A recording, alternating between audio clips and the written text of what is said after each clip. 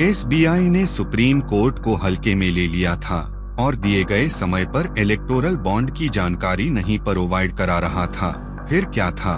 Supreme court को आया गुस्सा और एसबीआई को 24 घंटे का अल्टीमेटम दे दिया। मतलब जो काम उसे पहले 10 दिन में करना था वो अब 24 घंटे के अंदर करना था। हुआ भी वही, एसबीआई की जड़ें हिल गई और रातों रात डाटा तैयार करके 24 घंटे के अंदर पूरी लिस्ट चुनाव आयोग में जमा करा दी और भारतीय स्टेट बैंक के चेयरमैन ने सुप्रीम कोर्ट में एक हल्फनामा भी दाखिल किया है। आखिर ये इलेक्टोरल बॉन्ड का मुद्दा क्या है? चलिए थोड़ा इस पर भी ध्यान दे लेते हैं। दरअसल चुनावी पार्टियों को जो चंदा दिया जाता है वो इलेक्टोरल बॉन्ड के रूप में होता है। यानी अगर आपको ये जानना है कि किस पार्टी को किसने कितना चंदा दिया है तो आपको एसबीआई से इलेक्टोरल बॉन्ड का हिसाब मांगना होगा, जैसा इस बार चुनाव आयोग के द्वारा सुप्रीम कोर्ट की सहायता से किया गया। दरअसल सुप्रीम कोर्ट ने 15 फरवरी को इलेक्टोरल बॉन्ड को असंवैधानिक घोषित कर दिया था। अब जिस पार्टी ने चंदे के रूप में जितना पैसा कंपनियों से वसूला है वो सब सामने आ गया है। कौन कितना बड़ा घोटालेबाज है और कौन सब घोटालों का बाप है वो सब आपको इस वीडियो के लास्ट में बताया जाएगा। इसलिए वीडियो को पूरा देखें और लास्ट में अपने सुझाव भी कमेंट के माध्यम से शेयर करें। वीडियो में आगे बढ़ने से पहले चैनल को सब्सक्राइब करना मत भूलना, इससे आपका कुछ नहीं जाएगा, मेरा थोड़ा फायदा हो जाएगा।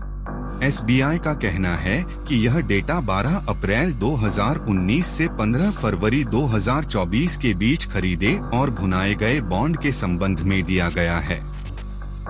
अब चुनाव आयोग ने सभी चुनावी बॉन्ड खरीदने वालों की सूची जारी कर दी है।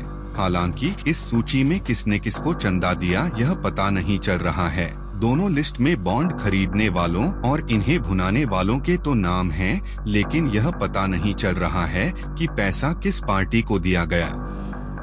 आइए आपको बताते हैं राजनीतिक पार्टियों को फंड देने वाली ये कंपनियां आखिर करती क्या हैं और इन्होंने राजनीतिक पार्टियों को कितना चंदा दिया है। भारत निर्वाचन आयोग की ओर से वेबसाइट पर अपलोड किए गए आंकड़ों के मुताबिक सबसे ज्यादा चंदा देने वाली कंपनियों में पहले नंबर पर future gaming and hotel services का नाम शामिल है। इस कंपनी ने 1368 करोड़ रुपए का फंड दिया है। दूसरे नंबर पर Megha engineering and infrastructure limited ने इसने 966 करोड़ रुपए का फंड दिया है। इसके बाद quick supply chain private limited 410 crore रुपए, हल्दिया एनर्जी लिमिटेड 377 करोड़ रुपए, Vedanta limited 376 crore, SL mining and industries limited 225 crore, western UP power transmission company limited 220 crore, Bharti Airtel 198 crore, Keventer food park infra limited 195 crore, MK enterprises limited 192 crore रुपए का चंदा दिया है। Future gaming and hotel services private limited lottery व्यवसाय में है। Megha engineering and infrastructure limited dam और powers projects में है। Quick supply chain private limited logistics और सप्लाई चेन के बिजनेस में है। हल्दिया एनर्जी लिमिटेड का वेस्ट बंगाल में थर्मल पावर्स प्लांट है। वेदांता लिमिटेड की बात करें तो ये देश की सबसे बड़ी माइनिंग कंपनी है। SL mining and industries limited EMIL 1950 में स्थापित भारत की सबसे बड़ी लौह अयस्क खनन कंपनियों में से एक है। Western UP power transmission company limited बिजली के प्रोडक्शन और डिस्ट्रीब्यूशन का काम करती है। भारती एयरटेल दूरसंचार कंपनी है। यह ब्रॉडबैंड सेवाएं भी देती है। Keventer food park infra limited dairy products का बिजनेस करती है। टॉप 10 चंदा लेने वाली पार्टी के बारे में तो जानना सबसे जरूरी है। बीजेपी 6060 करोड़ रुपए, टीएमसी 1609 करोड़ रुपए, कांग्रेस 1421 करोड़ रुपए, बीआरएस 1214 करोड़ रुपए, बीजेडी 775 करोड़ रुपए, डीएमके 639 करोड़ रुपए, वाईएसआर कांग्रेस 337 करोड़ रुपए, टीडीपी 218 करोड़ रुपए, शिवसेना 158 करोड़ रुपए, आरजेडी 72.50 करोड़ रुपए।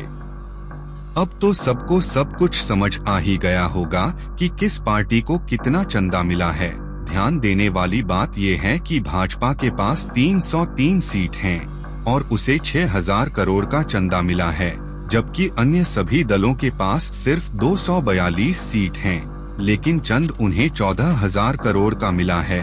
जब डिटेल सामने आएंगी तब कईयों को दस्त लगने वाले हैं।